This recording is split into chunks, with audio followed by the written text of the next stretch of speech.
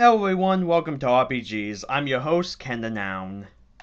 So, it's been a little bit since the last video, like, almost 2 months, but hey, in my defense, I was making more important videos. These episodes of RPGs, well, a bit fun, more or less side videos, less important, but anyways, on to the point of this video.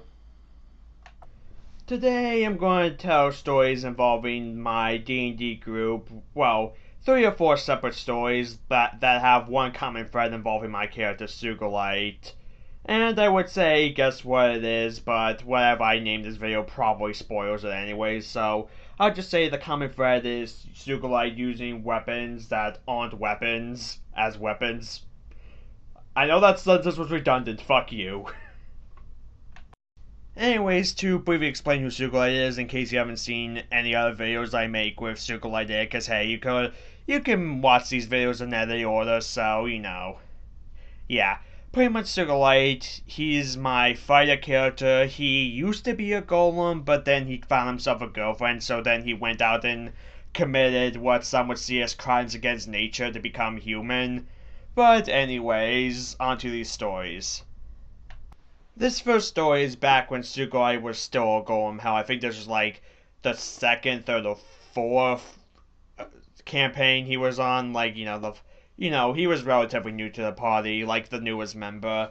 So, anyways, we were hired by the senator because apparently his pregnant wife was sent off to do something, but then she was captured and kidnapped. Well, I guess those are the same thing. Ambushed and kidnapped by a bunch of goblins. And he also suspects that the god that was sent with her may have, sold her out to the goblins, like may have been in cahoots with them. So we were sent off to A, find this god, and B, find his wife. So we went, we traveled, we came across this city whose main export was like fish, and apparently the gods in the city also didn't like him. Actually, no, wait, we came across a city that didn't like him, and then we went to this fish city where he was hiding at, but pretty much between the senator and these other town gods, a lot of people wanted this god fucking dead. So yeah, we went into his house, and we ended up finding his house. I think spent our priest posed as well a door-to-door priest, like a Jehovah's Witness, more or less, to distract him. Wow, I just stood in the backyard blocking one of the entrances, so still to the point where birds started just landing on me. Wow, Felipe, I think, broke in through, he got into the house on the top floor, I think, or Alexei did. Pretty much people snuck into the house and were investigating, and yeah, I think Felipe came across this children's bedroom with and opened it to find 2 kids dead in their beds, repeatedly stabbed to death. And yeah, Felipe, former circus performer, was like, "Fuck this guy." And I think what someone, I want to say Alexei, ended up sneaking into the basement and found a shrine to, I think her name is Nyx, pretty much the goddess of revenge, like a shrine dedicated to her. So another case of, well, fuck this guy. So we pretty much managed to, someone made a noise and he realized what was up. He tried to run away through the backyard only to run into me. Because, yeah, just imagine that. You're trying to escape, you open your back door only to see an 8-foot tall golem standing there.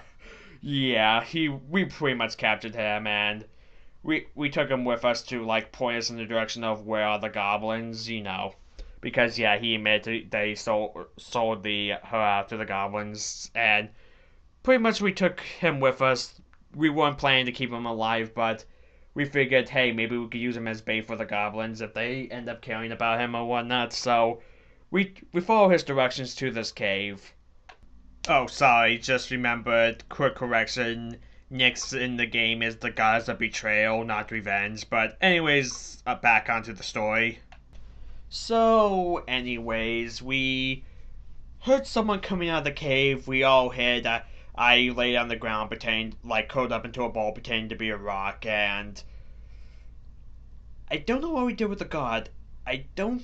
I Part of me saying we left him out here for them to out there for him to find, but at the same time, I think we may have done that later, but someone's going to correct me anyways. But anyways, I want to say we gagged him and hit it, and someone held on to him hiding, but pretty much out came this elf riding on a warg. Pretty much Lauka. I mentioned him in another video. Evil elf boss with a pet warg.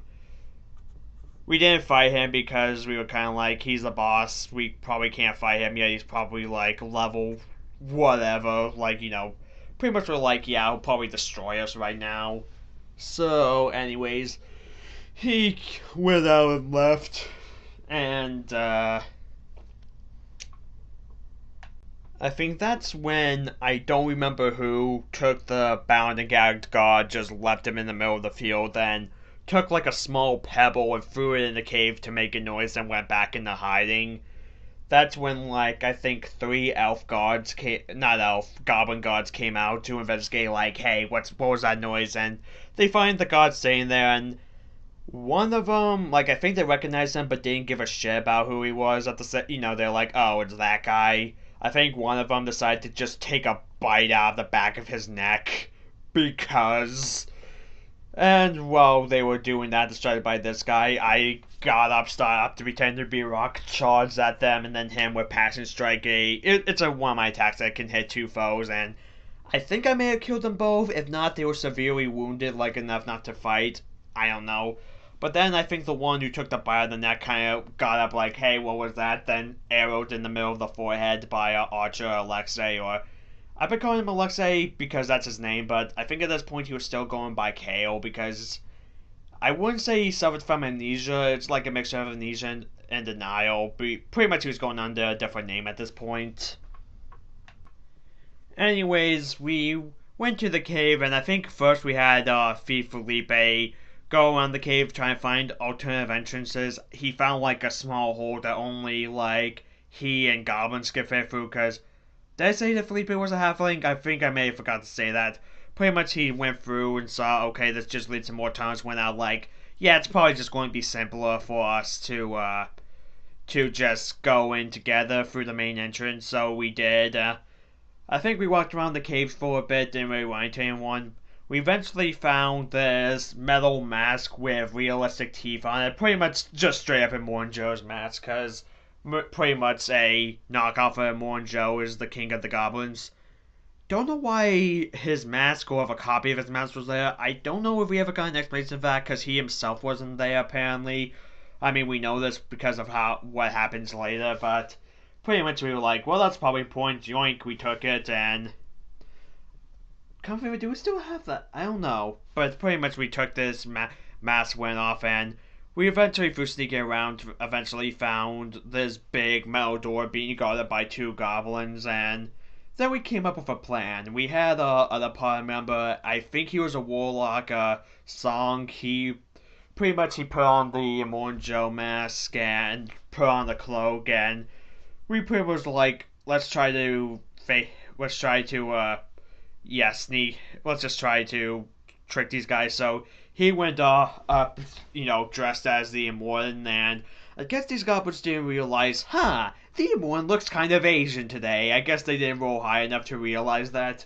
He just came out what is, I want to check on the prisoner, open the door now. And they were like, we're sorry, my lord, we don't have the key. Yeah, the guards didn't have the key. Yeah, just think about that. So he just said, so he's like, fine, I have some mercenaries with me, so they may be able to help, just try to bullshit our way through this. So he kind of did a hand motion, and Felipe came out to pick the lock, and apparently this lock was super hard to pick. It was a weird-ass lock, but Felipe somehow managed to pick it because the player grand rolled high enough. So the door was unlocked, but it was super heavy that no one there could have opened it, so he's like, don't worry. So Song was like, don't worry, I planned for this, and motioned for Arya and I to come up. Pretty much claiming that Arya is like this mage, and she is a mage, but she's like, oh yeah, she controls the golem, like, pretend that I'm not sentient at all. So she commands me to open the door, I roll open the door, and I forget it was Felipe or Arya, one of them was sent in to check on the prisoner in air quotes, so one of them was sent in, we found there's obviously pregnant elf woman, and yeah, it turns out, oh, she's an elf, and yeah, Arya hates elves, but anyways, one of them was sent in to be like, yeah, we're here to get you out of here. Well, not out loud, whispering, but she's like, but just mouthing thank you. So, yeah, I think it was Felipe because he tried to pick her out of her shackles. I think I could be wrong. That should be just be a phrase for when I tell these stories. I could be wrong, but anyways. In fact, maybe it was both of them at the same time because at some point, Arya slapped this elf woman in the face just because she was an elf. But anyways, whatever the details was, someone in that party is probably going to listen to this video and correct me. But anyways, they were trying to get her to leave. Well, Song was making up some excuse like, "Oh yeah, I'm going to take her to whatever," and then suddenly a voice went up over us, shouted, "Father, is that you?" Apparently, the Goblin King's son, was leading this small group and was like, "Oh, I see you checking on the prisoner. Yes, she is definitely ready for the sacrifice." And we were like, "Wait, sacrifice?" Yeah, it turns out that these golems were planning to sacrifice her unborn child for the sake of their god Jareth, and in that Suglight's mind was like, "Well, fuck this entire race." So yeah, Suglight now fucking hates goblins, but just pretty much because of that. But pretty much, we kept trying to bullshit away like, yeah, he's totally the immortal, and yeah, your father just looks kind of Asian today, just ignore that, But, anyways, the Song posing as immortal kind of went off with his, in air quotes, son, and with the Goblin Gods, well, the rest of us kind of tried to sneak the senator's wife out of here, like, yeah, no one noticed us, and they went to consult this, like, magical mirror where this shadowy figure appeared with a female voice, and she's like, "Oh yes, my father, the Immortan's with us," and she's like, "I don't sense him," and then she realizes, with a shadowy finger, points at us, and screams at the top of her lungs, "Frauds!" So, yeah, we were kind of like, "Well, we have to get the fuck out of here." We run for our lives, Song, I guess maybe he may have dropped his guys, I don't know, but pretty much we were all running. We went up this ladder. Arya, to try to prevent them from catching up with us, set the ladder on fire. So we were running, and because Sensugro was still like, yeah, fuck these goblins, we came across the statue of the god, and Sugro was like, well, fuck you, started punching the statue. I think it took 2 punches for the statue to fall down. But here's the best part of that. This led up to, like, the perfect timing where, around this time, the elf...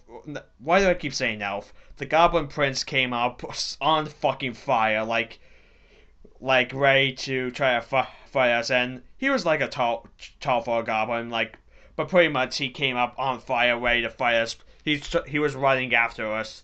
But pretty much the timing, he had the poorest timing because this is when I punched over the statue of the god and it landed right on him, crushing him to death.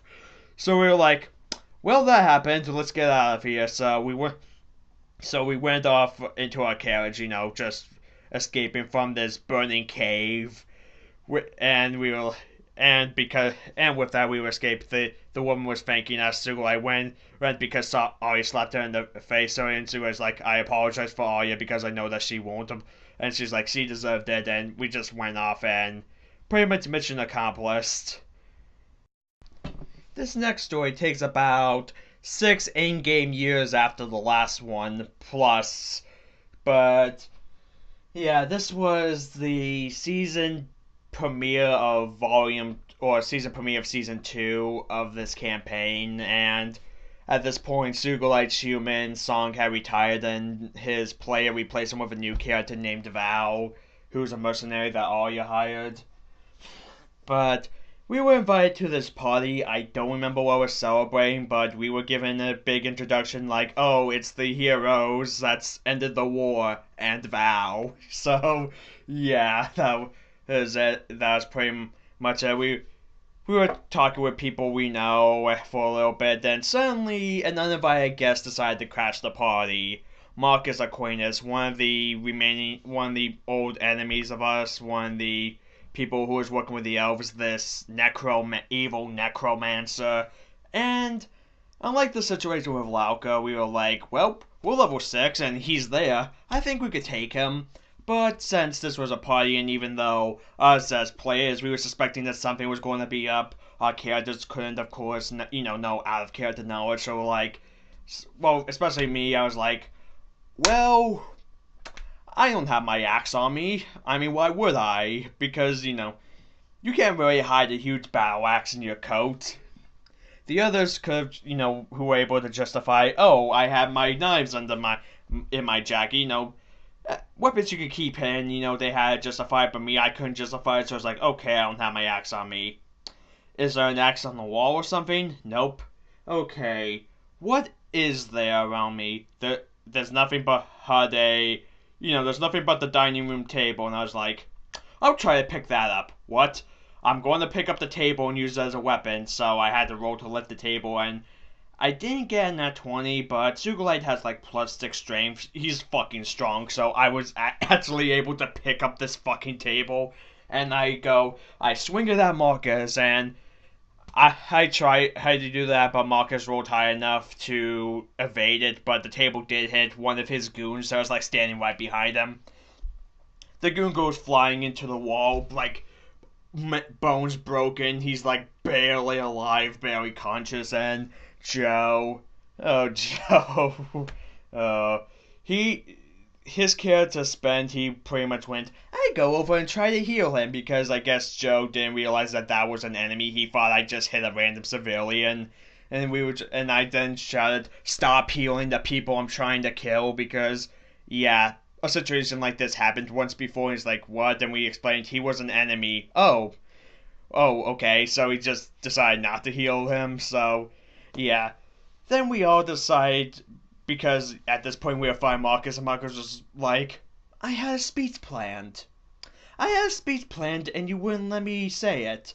Because, I mean, I've gone flack at this because there's been multiple times where I haven't let the villain make a dramatic speech, but in my defense, I mean, in real life you wouldn't do that. I mean, I'm pretty sure when we found Bin Laden, we didn't let him have a dramatic speech. Like, just that example. That's just an example that I could think of for real equivalent. Pretty much, if you were in the situation, you were fighting this big bad, you wouldn't let them have a speech, would you? If you had an opportunity to just punch them and kill them.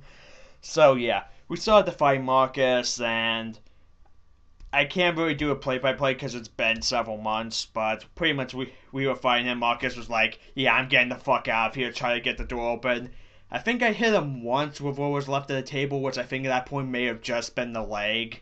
But yeah, Marcus finally threw the doors open to reveal that one of our other enemies, Chuckles, who's this lich clown who has history with the Thief Felipe in our party, was just outside burning everything to the ground, having a merry old time, and Marcus was pretty much like, hey Chuckles, can you take care of this? And he was like, certainly. Cause, yeah, as you could expect from the description of the Lich Clown, Chuckles is pretty much the Joker if he had fire powers. So, yeah, that's just terrifying. At that, Felipe turned to shout at the people who, the ones who still haven't escaped, from the fight, shouted Lich, and the other partygoers were like, yeah, let's hurry and get the fuck out of here. In fact, all of us escaped because we're like, okay, I'm pretty sure we were like, yeah, we could probably take on Marcus. We're not dealing with a fucking lich. So we all got the hell out of here. Chuckle stopped burning the mansion to the ground, and then I think the mansion blew up and the main big bad Pandora kind of appeared. Well, she's not really the main big bad, but higher up on the ladder of the his evil organization, I guess. And I don't remember why she was pissed at Chuckles, but she was, and kind of just bitch slapped him a mile away. So yeah, and I do remember. I think she made this big full-blown speech of like your end is near, some bullshit like that.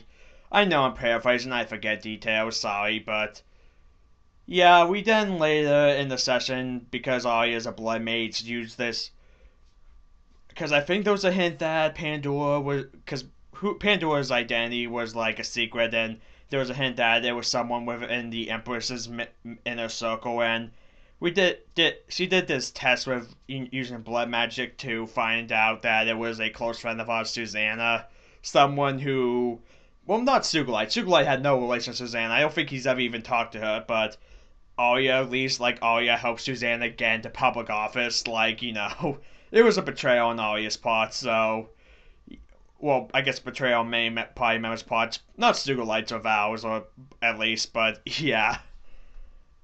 So, pretty much that was the case of, like, we knew who our enemy was, and, yeah. Which in that session, a lot of people betrayed us.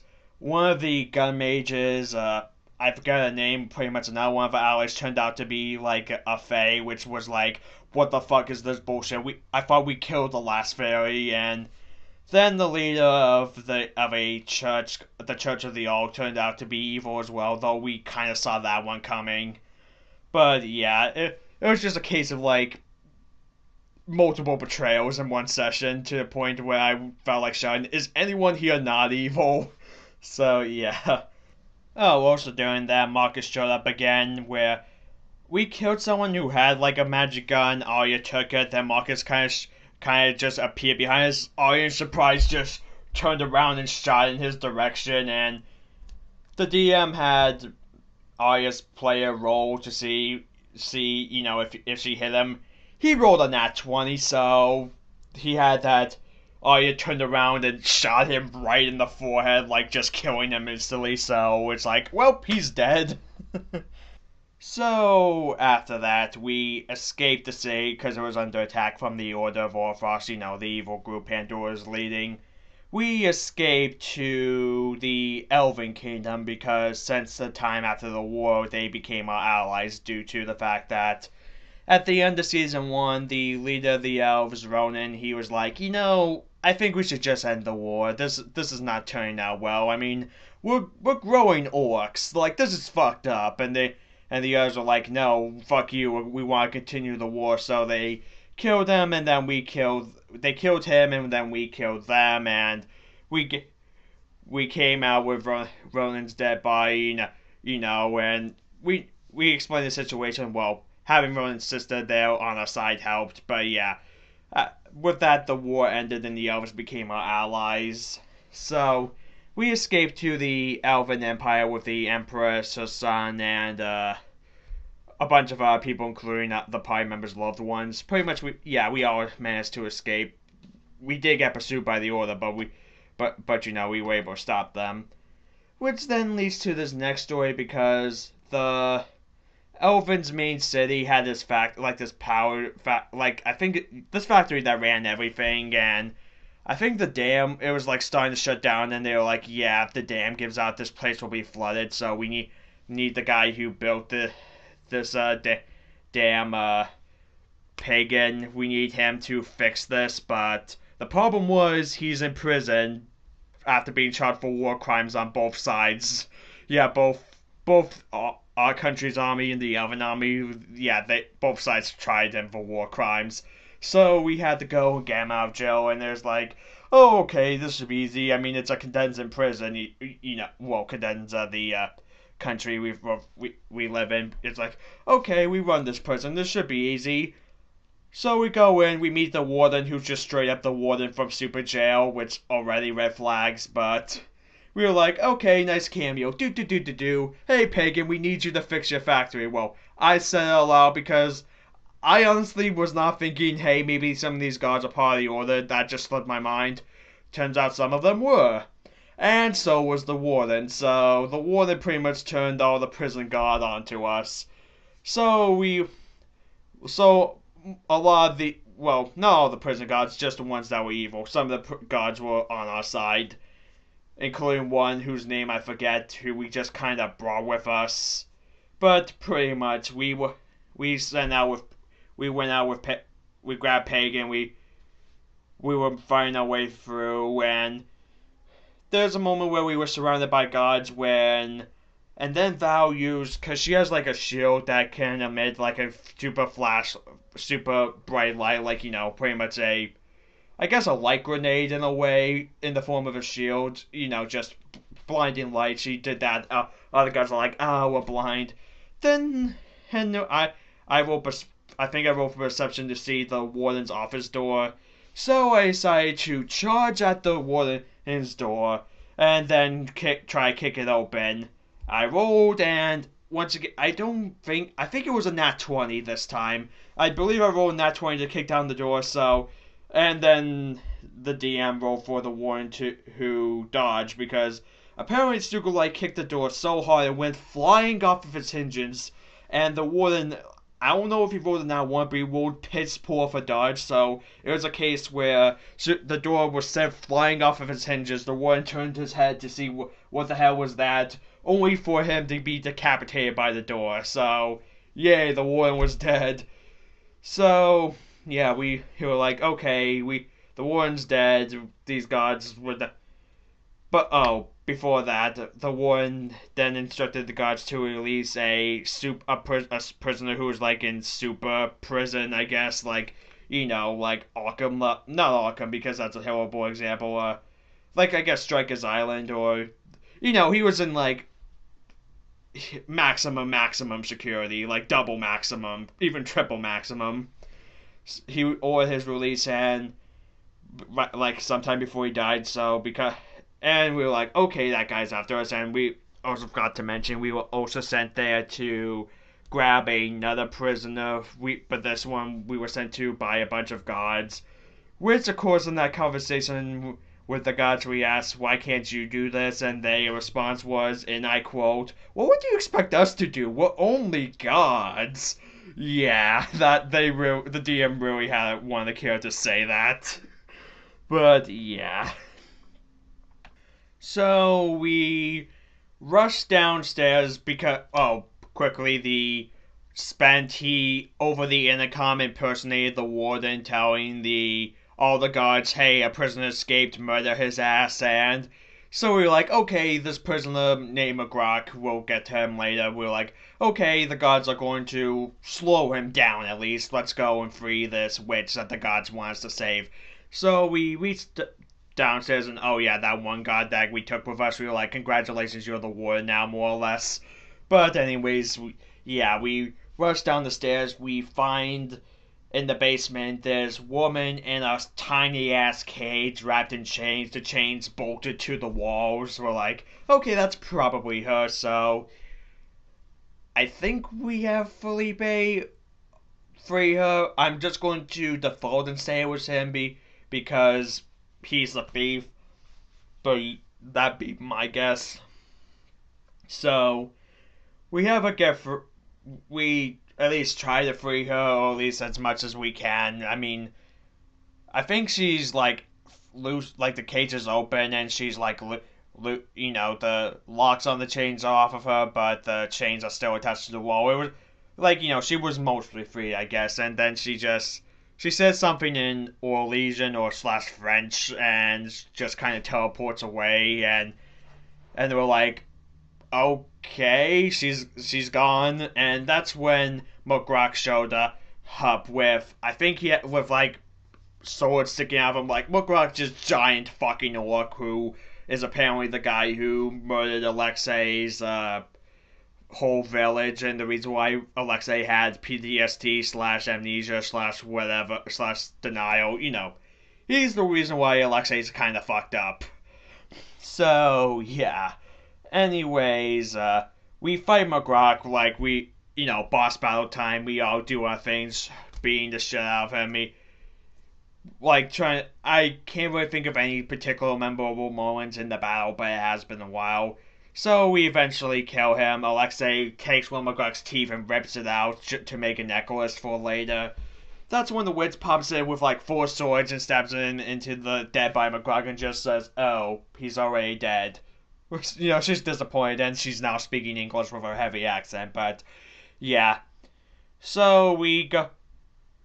So we go to escape to see that I think the order is now showing up in boats. So the witch casts a spell to, because we go into a boat, the witch casts a spell to try to make us invisible, and it seems to work. So we go, and the order's spell jamming ships just blow up the fucking prison. It's like, well, the prison needs to be rebuilt, restaffed, and reprisonered. I don't know if reprisonered's a word, but yeah. So we make it to land, run into 3 other guards who are good guys. I get, well, they seem to pass. We kind of interrogated them, and we were like, yeah, the prison's gone. You may want to come with us.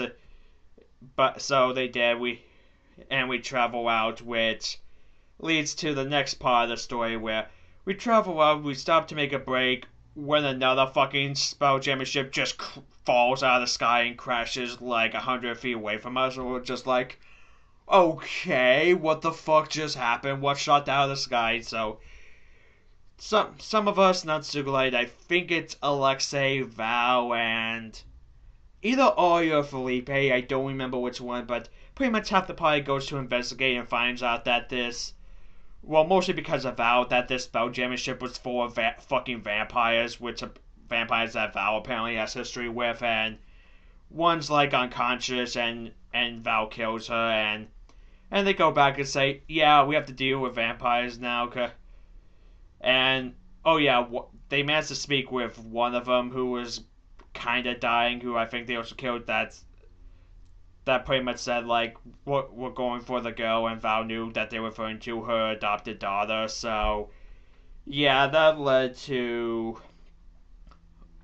Sugilite and Spent, though that's mostly because of Spent, that's mostly because of Spent's player character not being there for this game, because this was another session, but it pretty much led to us and Pagan being teleported back to the Elven's capital, Wolfenstein, by the witch.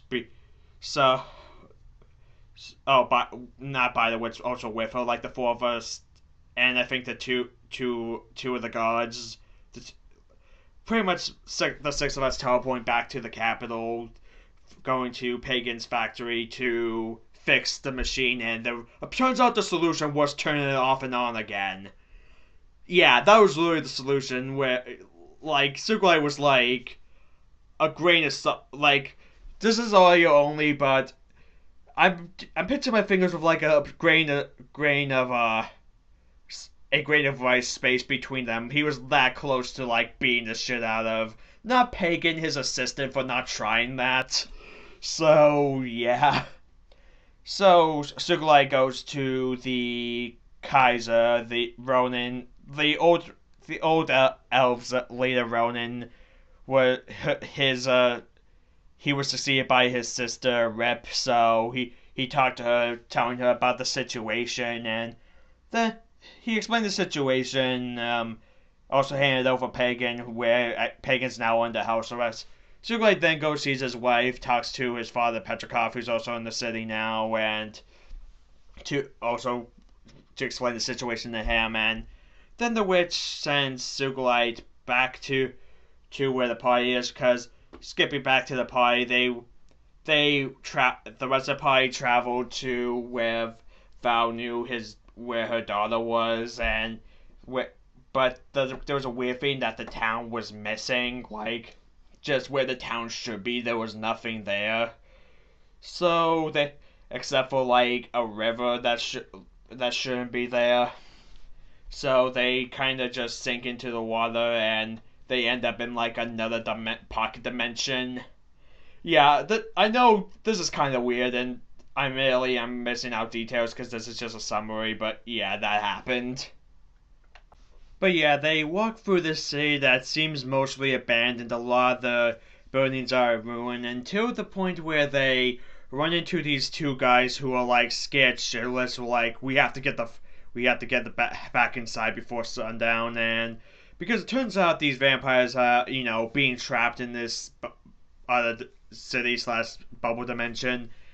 They've kind of take over. They've like captured the children, turned them into vampires, including one of these two guys they ran into's daughter, where of course for dramaticness she appears. He goes to try to hug her, and she just rips out his throat with her teeth. And yeah, they run like crazy. That's when she like teleports into one of the houses, and they just happen to rush into the same house. I think the other guy they were with died somehow as well. I think maybe both of them were attacked by the vampires. I don't know. Or maybe he just disappeared. Maybe the DM just forgot about him because who cares? He was a nameless NPC. But either way, hey, the six of us, since Spence player Joe wasn't there, we just said, oh, he stayed back in Wolfenstein, and the other god who has a name and maybe a potential love interest for Val, I forget his name, he was with us as well. The six of us were like, okay, what do we do? Val investigates his house, opens a door to see a bedroom, but one of the walls is just gone.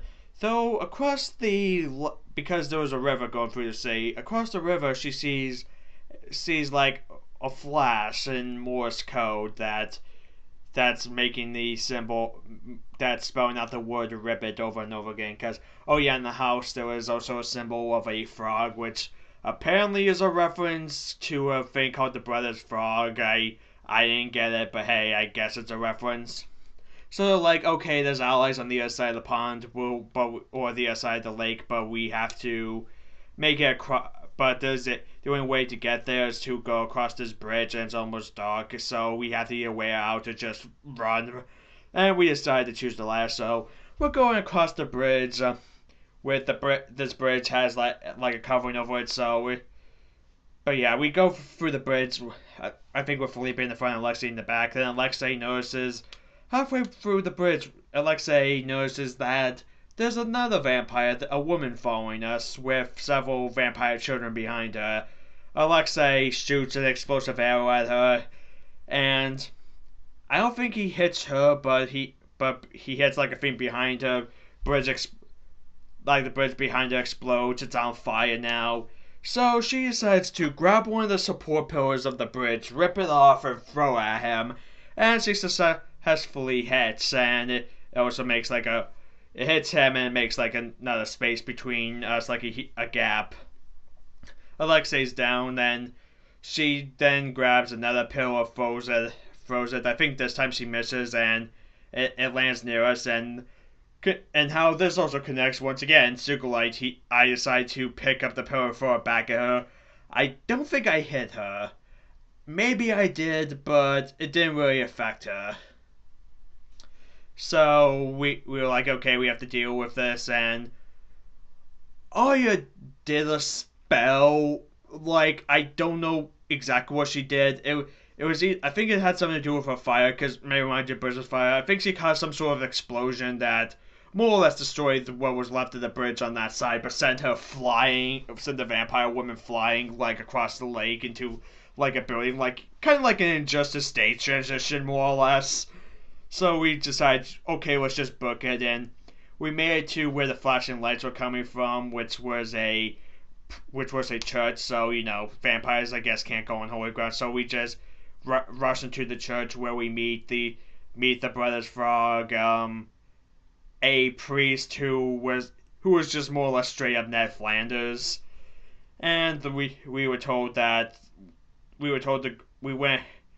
told to go into this tunnel. We did. We went through the tunnel where on the other side was Val's adopted daughter, where I forget her. I think her name was Hera. I could be wrong. Like I know I said this earlier, or at least I think I said this earlier, but I could be wrong is like the catchphrase of this series. But yeah, that they were reunited. Also, there was this blind monk. I forget his name. It may pop in my mind later. But yeah.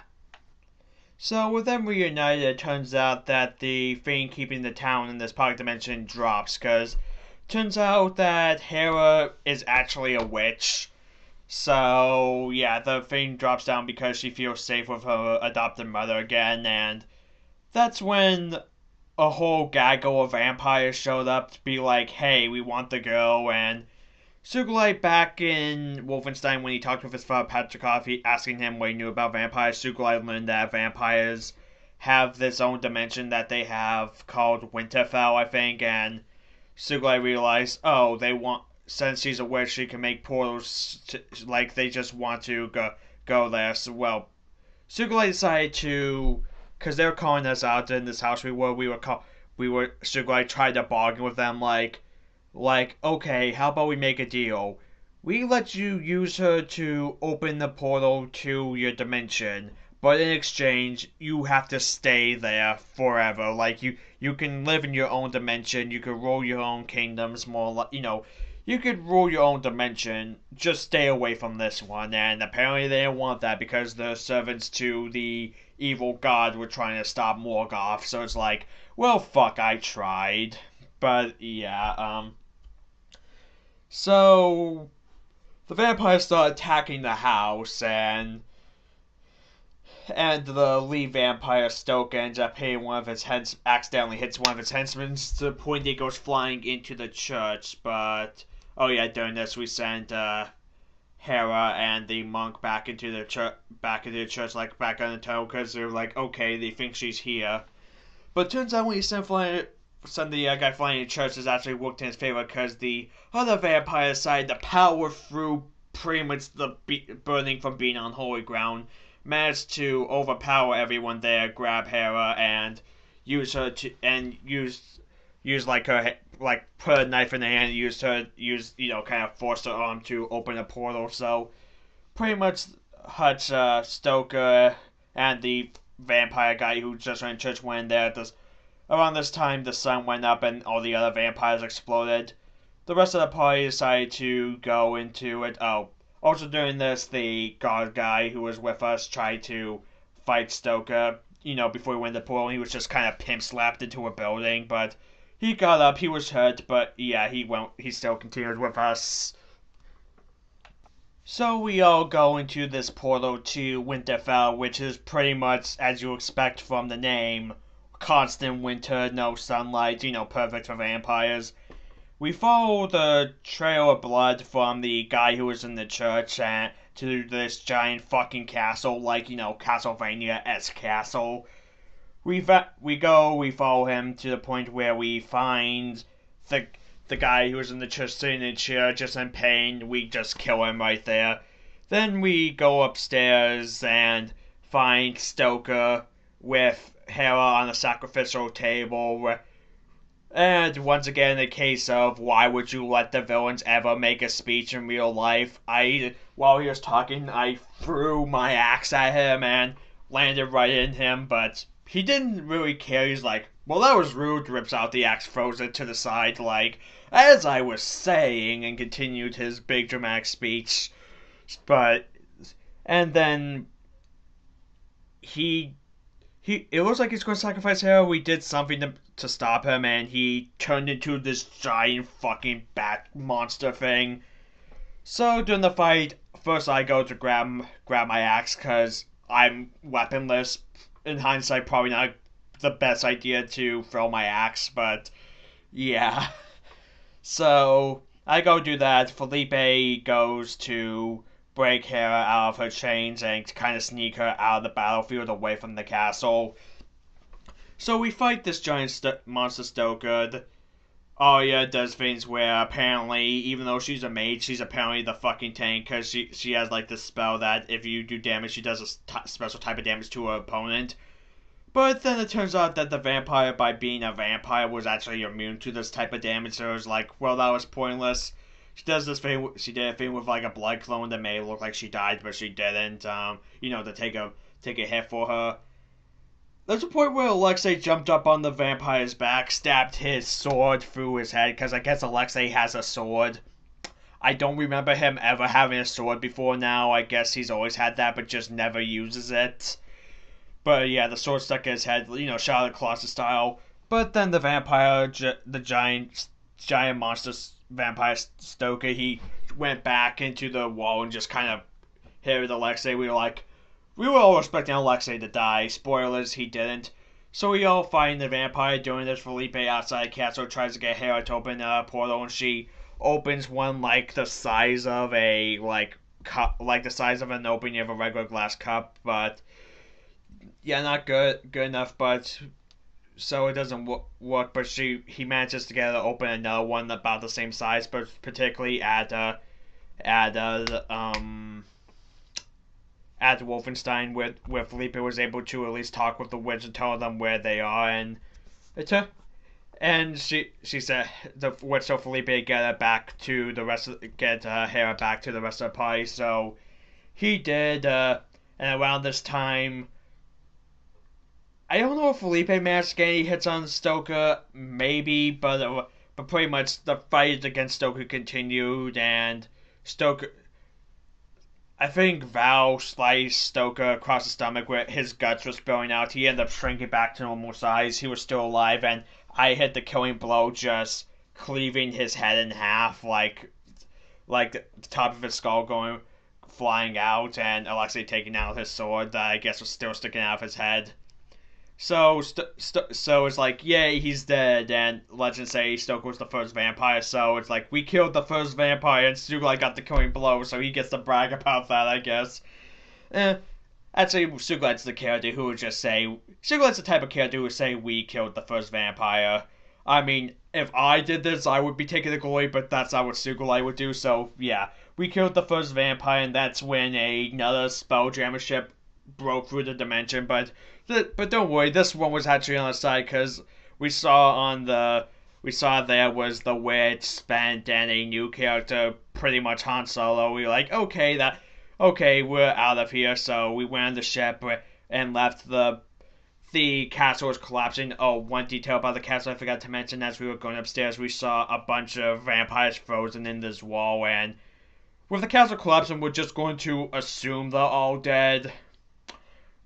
Or at least, well, the DM told us outside the game. I think he more or less said, yeah, all those vampires are dead. So, yeah, we leave this dimension back into our regular dimension, and that's where the game left off. We haven't done another session yet because we do a rotation, but yeah, there was this collection of stories of Sugilite. Well, there are a bunch of stories, mostly just the plot thread of this D&D game, but just the events of Sugilite using improvised weapons. That's really what connects most of these stories. Well, other than the last three, were more or less all that's happened in Season 2 so far. So really that first story was the only one that was unrelated. Whatever, fuck, I've already recorded this. This is like 50 minutes. So, yeah, I'm probably just going to not even edit out the pauses this time because I don't want to do all that, and I'll just see how this is received. So, yeah, I guess I'll see you guys next time. Bye.